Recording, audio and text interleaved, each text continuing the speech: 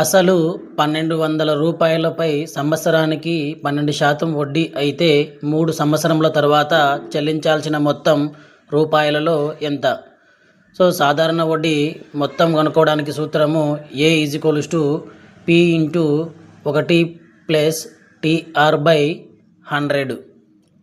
Next ఇక్కడ P అంటే అసలు 1200 రూపాయలు ఇంటూ 1 ప్లస్ T అంటే కాలము 3 సంవత్సరములు ఇంటూ R అంటే వడ్డీ రేటు 12% అంటే 12/100.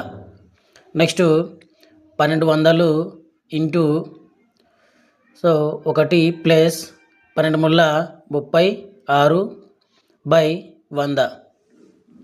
నెక్స్ట్ 1200 ఇంటూ క్రాస్ మల్టిప్లికేషన్ చేస్తే 100 ఇంటూ 1 100 ప్లస్ 36/100 వస్తుంది.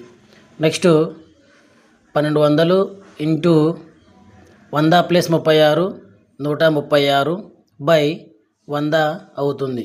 2 zeros క్యాన్సిల్ చేస్తే 136 ఇంటూ 12 చేయాలి. 12 6 72, 12 3 36, 1 7 43, 12 1 12, 1 4 16. కాబట్టి చెల్లించవలసిన మొత్తము 1632 రూపాయలు. ఆప్షన్ 2.